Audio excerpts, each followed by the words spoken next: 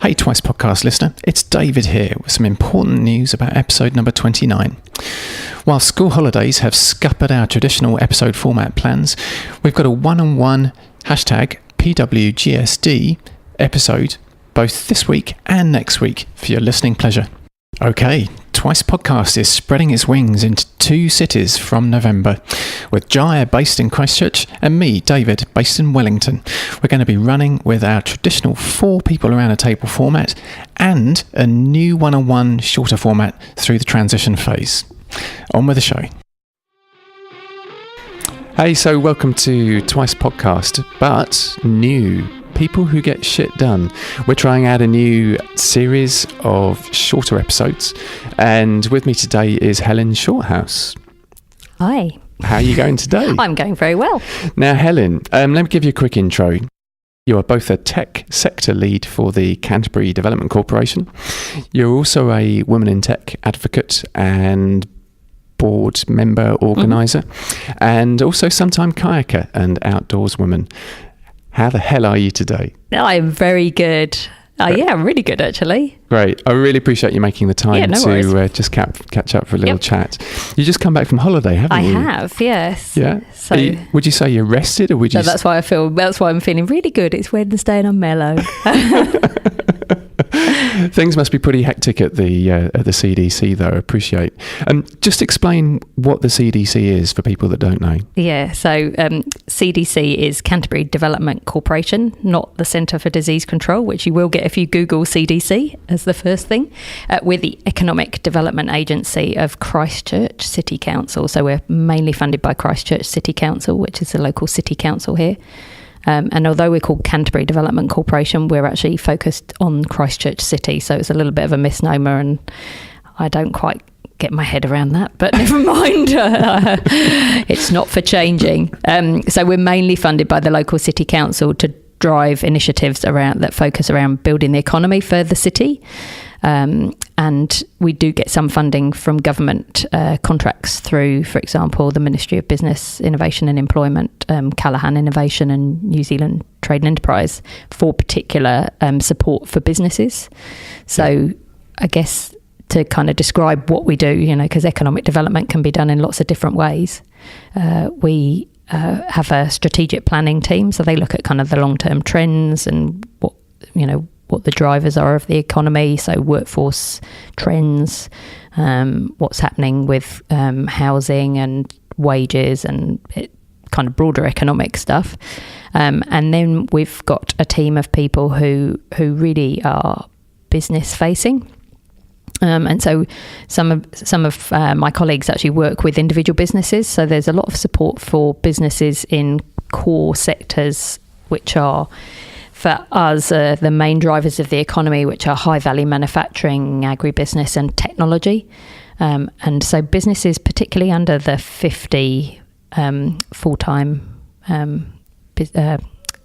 equivalent people, there's a lot of funding support for them to be able to build their business. It's really aiming at trying to grow those businesses faster than they might already be growing, helping identify areas where they need help around strategic planning or finances or sales and marketing.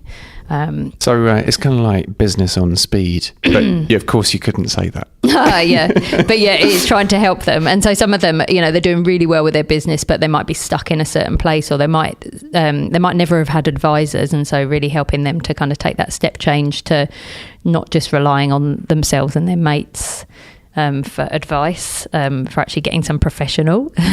Yeah, gotcha. And then so that's kind of one side of the business facing team. And then one of my colleagues deals with trying to build the innovation ecosystem, which is really around making sure that there are lots of people working together and support networks for startups and existing businesses that want to innovate and do things differently. So, for example, supporting anything from the Entree Innovation Awards that are held at Canterbury University through to the Greenhouse co-working space that we run and running Lightning Lab Accelerator and things like that. So working all across that space. And then there's my role, which is more working with the tech sector around kind of rather than working with individual companies, it's around working across the sector. Sure. You must shake a heck of a lot of hands.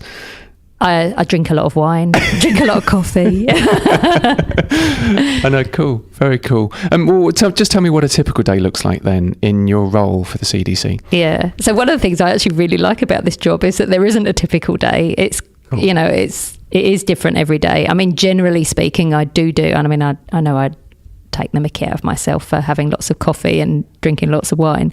It is red or white. Anything. But it is a lot of my role is about trying to get people connected, trying to encourage people to work together.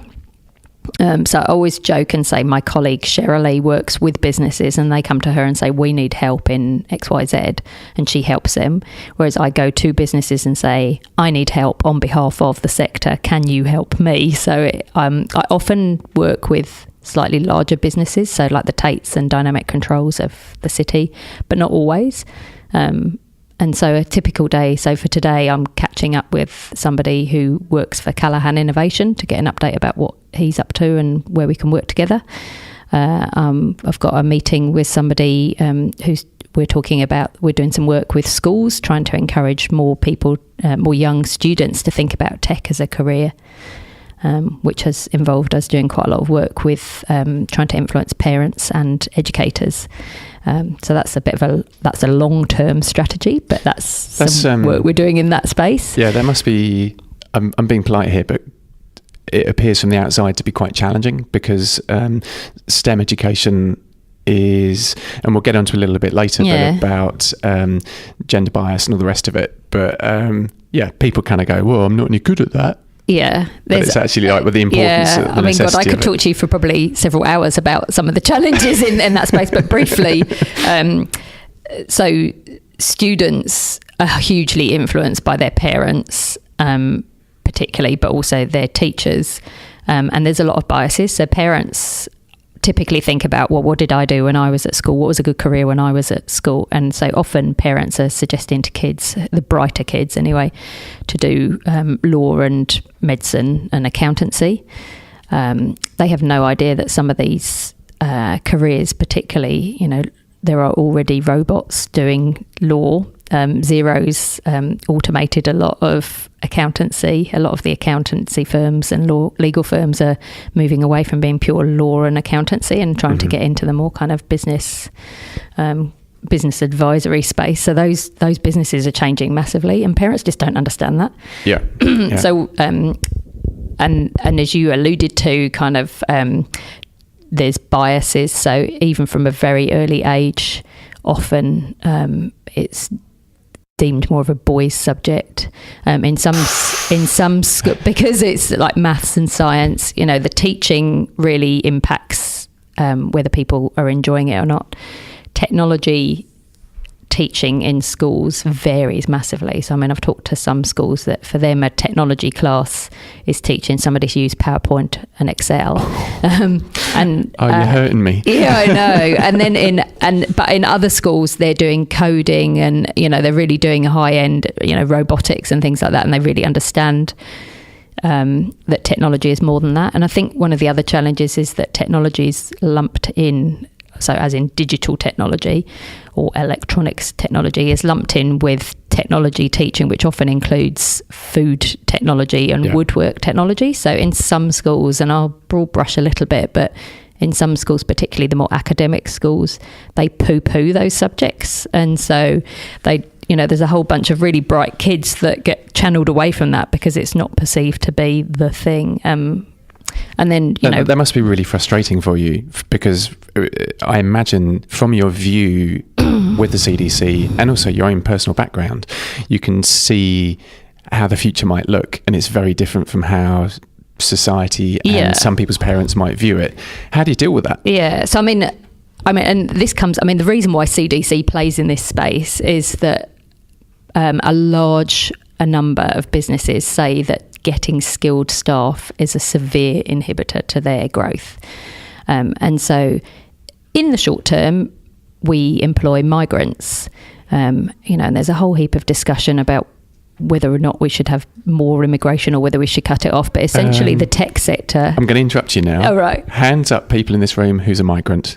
Oh, me. that makes two of us. Yeah, that's 100%. But actually, that's an interesting question because I was at the Tech Cluster event last night, which is a monthly cluster event, and I can talk about that in a bit. But somebody, the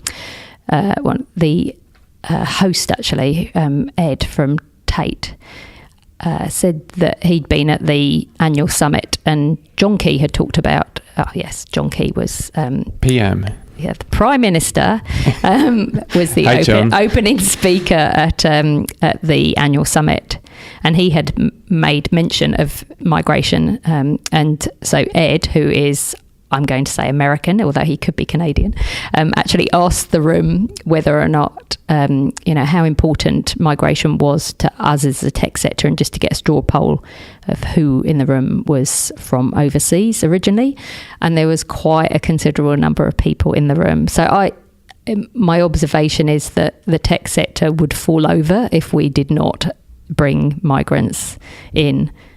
We are competing on a global basis, and so that's why CDC is involved in the education space, because migration is a short-term fix, but the ideal would be that there's plenty of people coming through the pipeline who are interested in working in local tech companies. And so the project that I've been working on, we've called Nurturing Homegrown Talent, which is a bit of a mouthful, but it kind of says what it is. It sounds very grown up. Yeah. So it's really around trying to encourage young people to consider tech as a career, because at the moment it's not even on the menu card for them.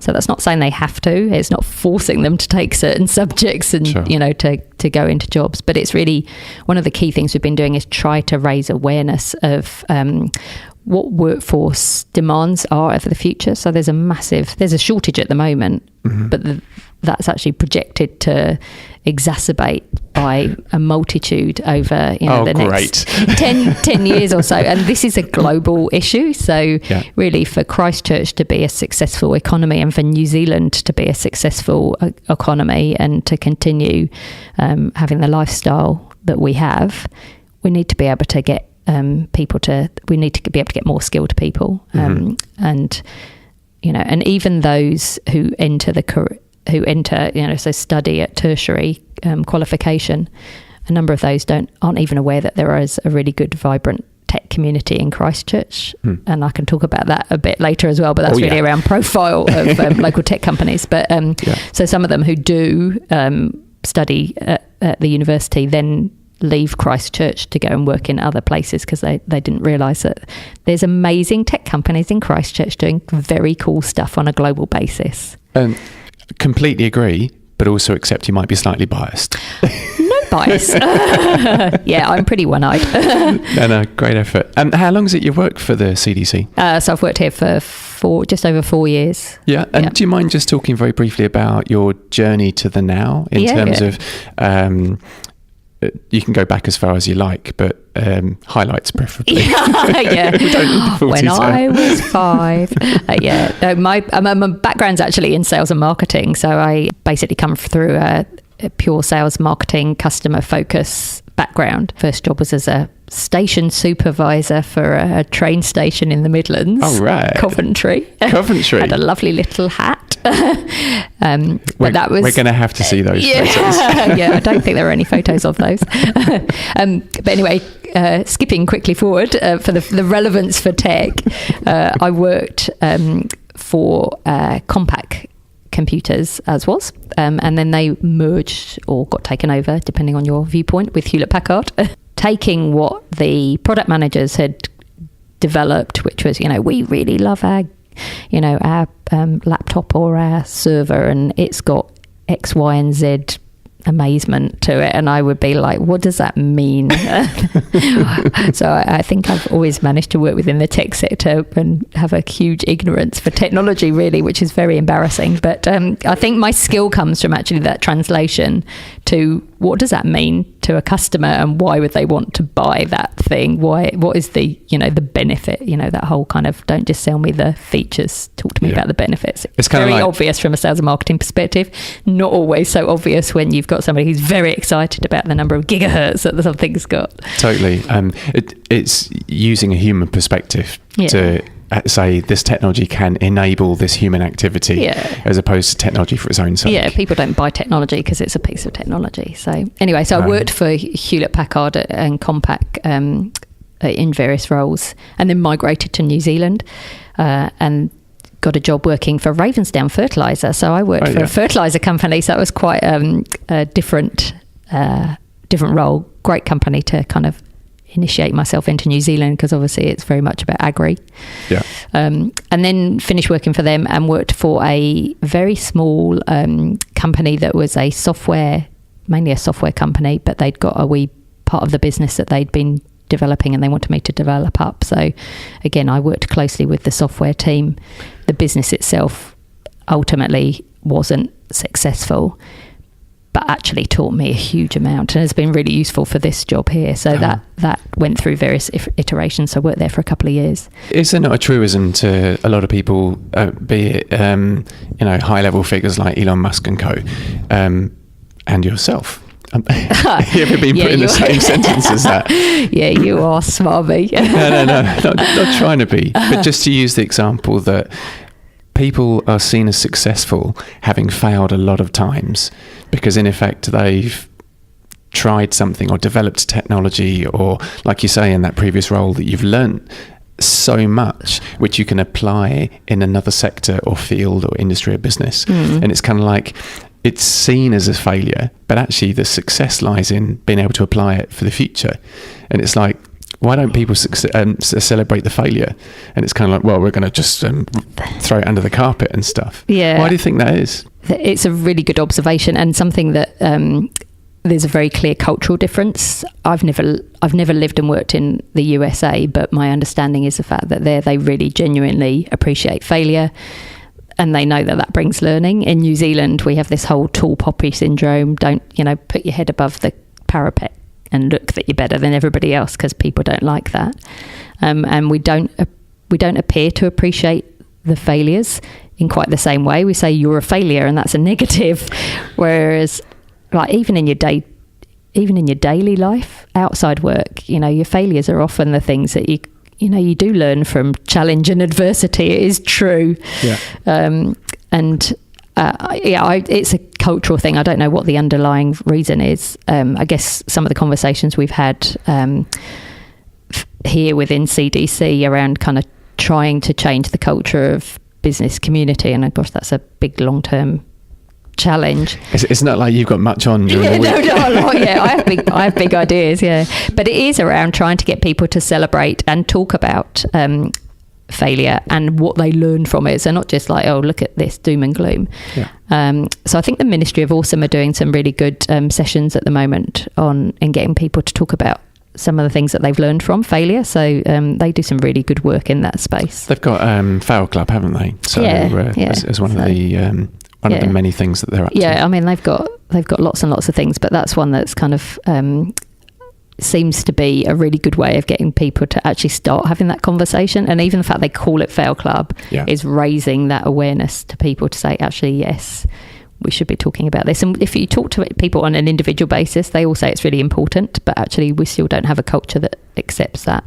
And I think some of that also comes driven perhaps from investors. So my understanding is some investors, particularly in the US, will look for businesses that have, they'll look to invest in entrepreneurs who have had failure and track record, because they know they're never going to make that mistake again.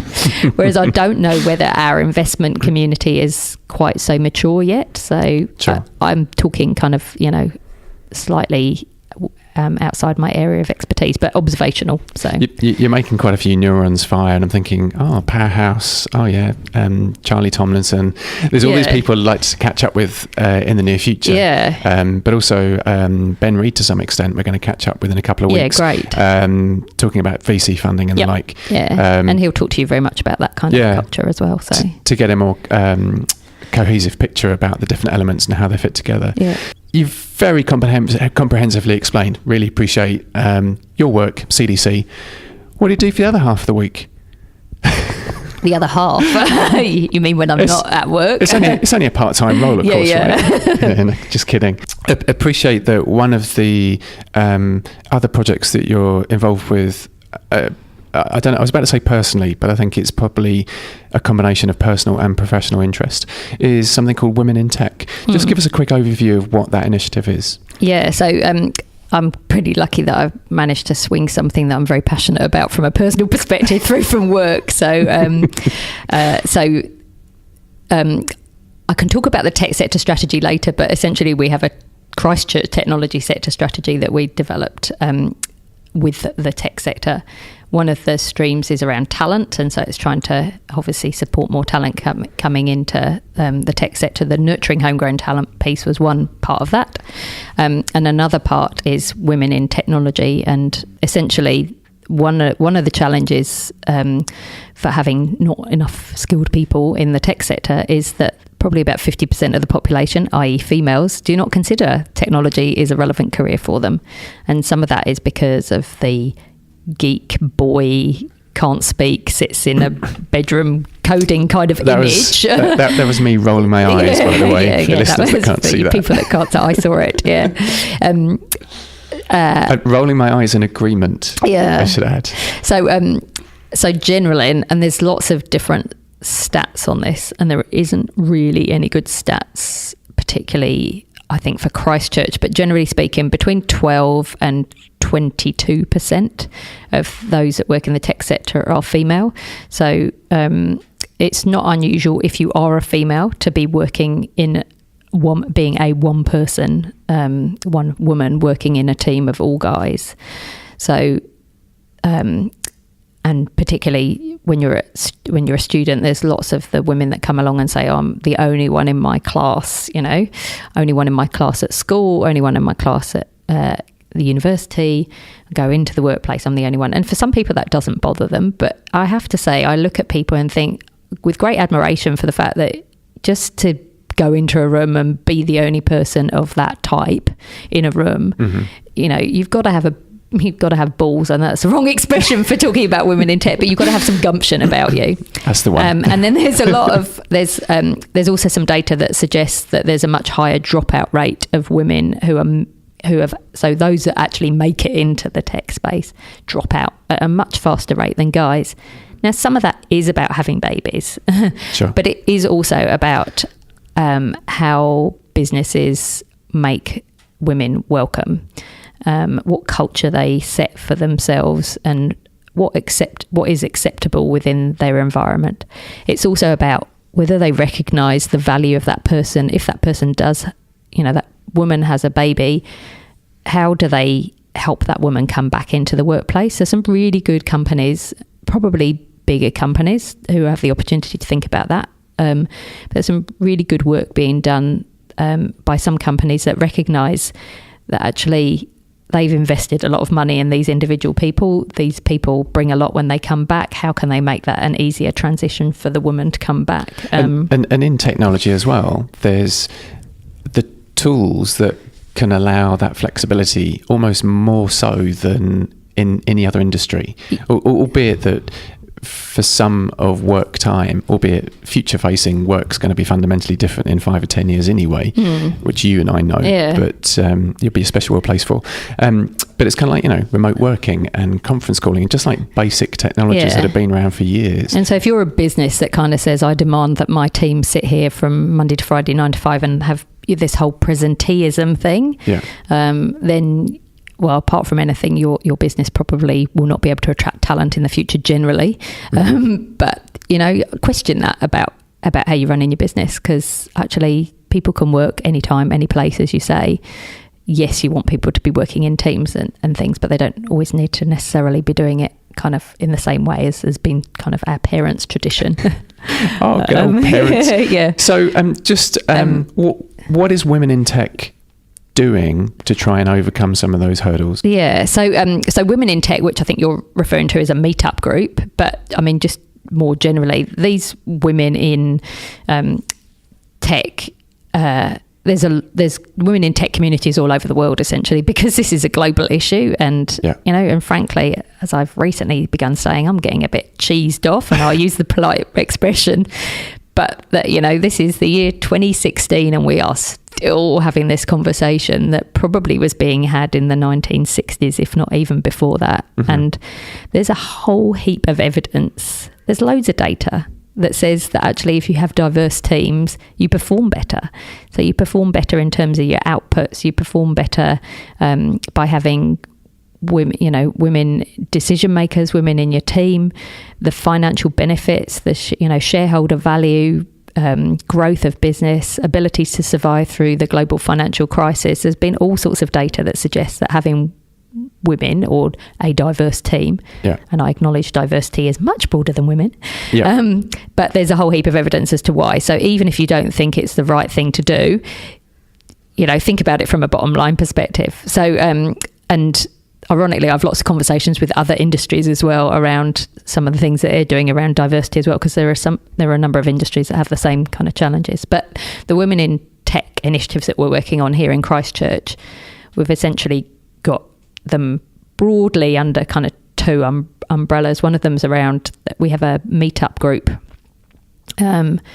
which meets every 2 months, has got over 300 members at the moment, and seems to be growing at quite a rapid rate. And yay, and it's a great group actually. I would say everything I do is a team effort. I lay claim to nothing. I do, and that goes back to that kind of drinking lots of coffee and wine. A lot of what I do, I couldn't do anything without working with other people. And we build on what other people have done before. Mm-hmm. So really, we've got this great meetup group. We have about 60 people come along to each event, but that's only because we don't have any venues that, or we're limited with the space of each venue, because what we've tried to do is move it around different companies, because it's very cool to see the different businesses in Christchurch, and people love that. So we've got the meetup group, we've got which is open to anyone, males and females, who are supportive of trying to encourage more women in tech, trying to understand more about the biases that go on in that. I have to say, I'd like to put a call out for more guys to come along. Ironically, boys don't seem to like to come along because they might be the only guy in the room. I think I don't want people to feel uncomfortable, but it is an interesting experience for people, because it is different, because they don't normally walk into a room where they are the only guy there. But we're really friendly, and we do have some guys come along. One of the other things I wanted to say was around culture.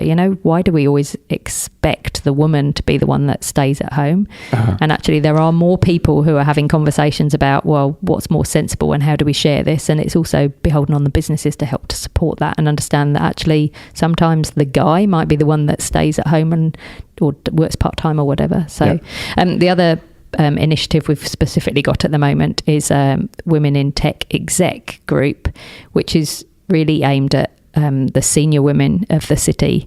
So founders, directors, the long-term aim is that group is much more kind of supportive of the meetup group. So, but you talked about mentoring, and that's something that we've talked about slightly. It's slightly fallen out of really the meetup group. That a lot of the conversations we've been having has been around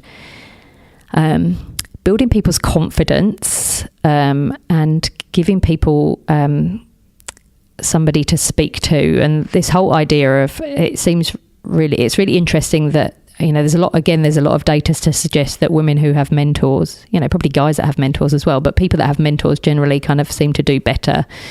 And so one of the conversations I've been having with some of the women from the meetup has been, what can we do to kind of facilitate mentoring without, having to be too onerous on, on organising it. So that's a work in progress. So I'm having a couple of conversations with people. There's a lady who's doing some really good work up in Wellington called Jessica Venning Brown. She's running something called Cultivate Labs, which she started off, I think it was last year, in Wellington, which was not just tech, but was opening up. It was basically an online matching for mentors and mentees. And I think by her own words, and you might want to speak to her another date, but she thought she might get about 20 people, and she had about 100 in the first lot, and she's on round 3 now. So fantastic. And she's doing this in her own spare time. So so I'm hoping that we can bring something like that. Now, whether that is her Cultivate Labs thing or not, but something like that to Christchurch. Sure. You know, for me, this is really about giving people the opportunity to have conversations around, you know, what am I doing with my career? How do I negotiate my pay round? You know, most women don't negotiate. That's a whole different conversation. But again, there's lots and lots of data around the fact that women don't negotiate their first salary. Mm-hmm. They go, oh, thanks, yes, I'll take a job. Whereas a guy more often will have the confidence to negotiate. And what that means is over a period of time, you exponentially are missing out on salary. And often the person who's on the other side would have something to, you know, they go into a negotiation thinking it's a negotiation, but, you know, they're not going to offer you extra money if they don't have to, because it goes to their bottom line. So, yeah. And I've heard of, anecdotally, people saying, oh, that's great, I got that woman really cheap. And that's not something that we want to have. You know, you want to pay people for the value that they have. So, and a lot of that's about building confidence in women to actually have that conversation. So I think mentors can help with that. Yeah. They can help if you're having a challenging time at work. You know, they can help if you're going for a new job and how do I answer the question about why should I employ you? Are you going to have a baby? Which again, are questions that people get asked. Illegal, shouldn't be asked in this day and age, but I have heard that people get asked those questions. So having a mentor can help you. And somewhat perversely, I think it would be some kind of progress if it were illegally asked in an interview to a man, are you going to have a baby? Well, and are you going to take time out of the workplace to support I think the point about it being illegal is the fact that it is illegal if you only ask the question of the woman. If you ask that of everybody, then actually I think that's fine. But interesting. My understanding is the fact that often is not the case. And the other thing about mentoring is that I think people often think, I need a mentor, I need to find a mentor, or somebody, you know, I'll go and ask that person who I think is awesome to be a mentor for me. But actually there's multiple opportunities to mentor each other, you know, from a peer mentoring perspective as well. So we've started to have some of those conversations in the meetup group and encouraging that. And that's partly what that group's about, is to get people to kind of know each other and understand that there are other women, that they might have similar issues and concerns, and actually to be able to use each other much more rather than having to, you know, all bowl up to the same small group of people who are at that really senior level. So, yeah. So, it sounds like, if I had to summarise this conversation of what you've described, you're fascinated by the interactions between people, and you're there as kind of the enabler, kind of almost putting the jigsaw together in interesting ways that is going to make Canterbury / Christchurch more resilient and better prepared for the future, which is changing really fast. Is that kind of a bad summary? No, that's probably a good summary. Yeah, it's a jigsaw piece, and it is about pulling people together. Yeah. And I've often been utterly impressed by the people that give their time for free within Christchurch, and you know, they do it for good, you know, for the good of the city, and because they're really passionate about the success of this city. Yeah. And that really is fantastic. And I mean, I guess going back to the diversity and the women in tech issue, that's more than the jigsaw piece for me. That comes back to just I suppose I've always cared that life is fair. And life, frankly, isn't fair to everybody. And so for me, it's a passion about fairness. Yeah. Hey, our time is short. I've just got a couple more questions rounding out our fascinating conversation.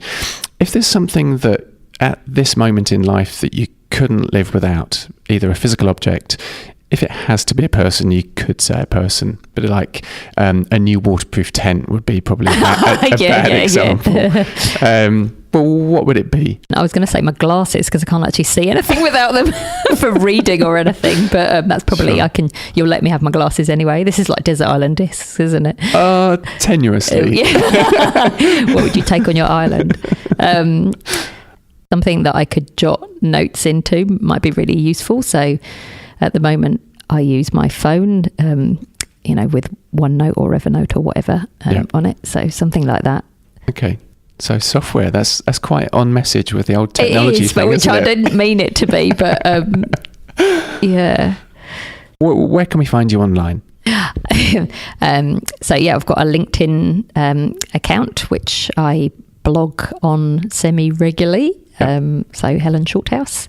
I do have a Twitter handle.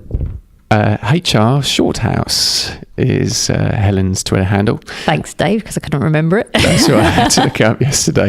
And just quickly, CDC's website, cdc.org.nz. Yep. And also Women in Tech. I should give a couple of plugs to how you get hold of that. So we've got a Facebook group, which is Christchurch Women in Tech. And there's also a meetup group, so meetup.com, and look for Christchurch Women in Tech. I'm also really involved in the Canterbury Tech cluster, so that's canterburytech.nz. Yeah, we'll stick all those in the show notes. Just leaves me to thank. Thanks, Dave. Most gratefully, Helen Shorthouse, Tech Sector Lead for Canterbury Development Corporation, Women in Tech Advocate, Board Member, Amnesty International Chair. Not anymore. Really? Yeah, no, I stood down from that in May. Oh. Finished my term. Crikey. Yeah, so that's good. Yeah, probably that's for another conversation. Yeah. I think. Really appreciate your time this morning. Thank you. Yeah, thanks, Dave. No, awesome. I suppose I better go and do some work now.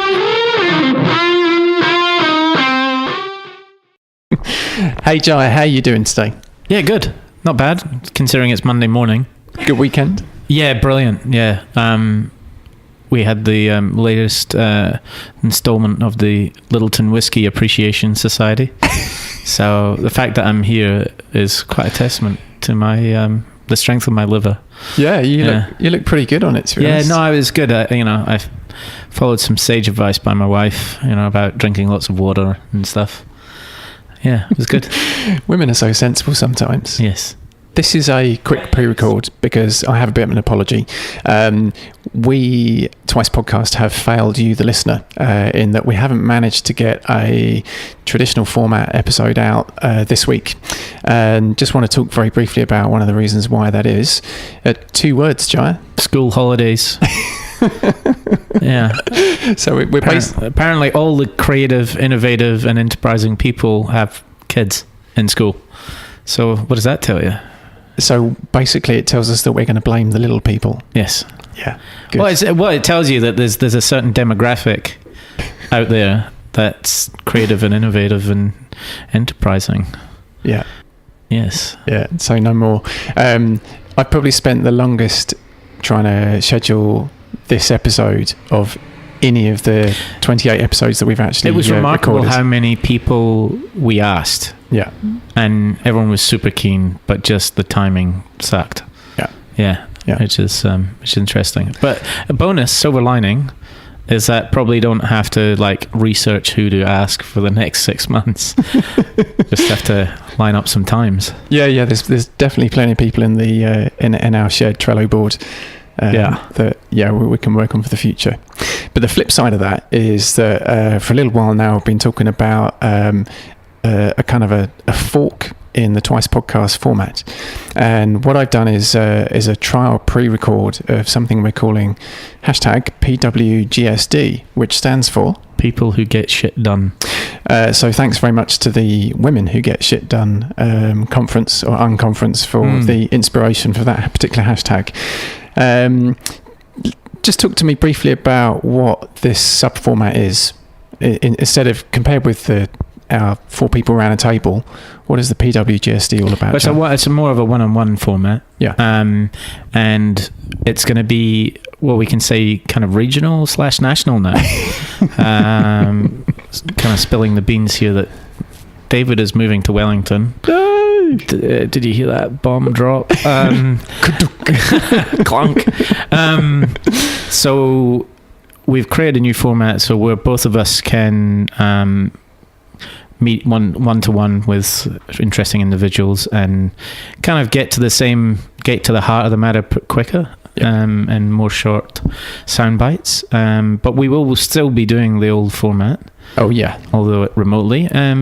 it's going to be interesting because I think we're going to have a much more wider range of guests, I guess. And it'd be interesting to see what comes up from having a different city's perspective. So I'm quite interested in how that goes. Obviously, it's going to be very interesting with the technical aspects. I wonder how the remote recording is going to work. But yeah.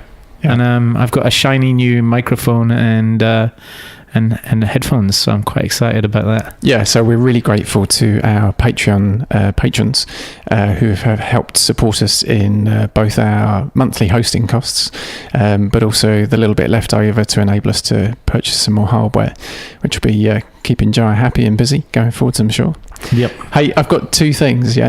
Moving to Wellington, but would you like to guess exactly in minute terms how far away I am from Garage Project? 30 seconds. 10 minutes. 10 minutes. Not quite as good as 30 seconds, but I was going to say like across the road. It's a 10-minute walk down the hill. Oh, right. Are you in Aotearoa? Yeah. Oh, nice. Yeah. So that'll be fun. Oh, that's awesome.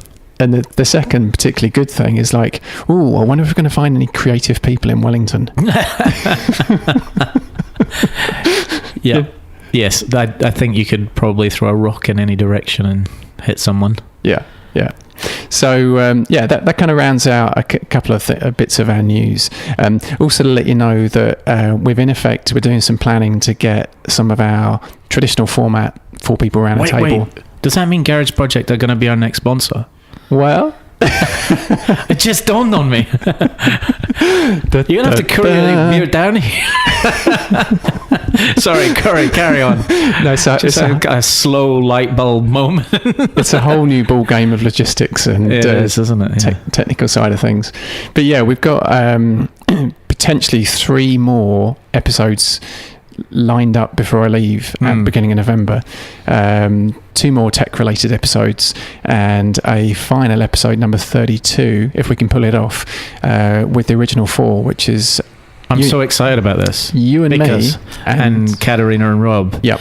Yeah, and Katerina is probably literally flying back right now from Detroit, from the Bike conference. So I'm really excited to hear what she's bringing back and what she's going to enlighten us with. And Rob probably has some interesting news about the bicycle share program in Christchurch. So I'm really, really keen to catch up with those two. Yeah. Something really interesting happened this morning when I was chatting with Rob. He was quite positive about something. I know, it's bizarre. I had a coffee with him this morning, and I was like, "Are you well? Is everything okay?" Yes, not his usual cynical self. Just a quick other bit of news rounding out the particular bombshells we're just dropping this morning. Yeah. If you're interested in having a chat about being a guest co-host on the Twice podcast, just reach out to us on either Facebook or Twitter or Instagram at Twice Podcast. So, Jaya, thanks for your time this morning. We'll see how we get on with those 3 final episodes from Christchurch in the current format. Yeah, really looking forward to that. Yeah, lots going on. And thank you to also you, our listeners. I've really enjoyed this. We're going to make the best of these last 3 episodes together. But I'm going to make sure that you follow up with all the promises. Oh yeah. Don't you worry. I've managed to deliver on pretty much everything I've said so far with the podcast. You have, which you're to be congratulated upon. It has pleasantly surprised me. Awesome. All right, buddy. We'll catch you later.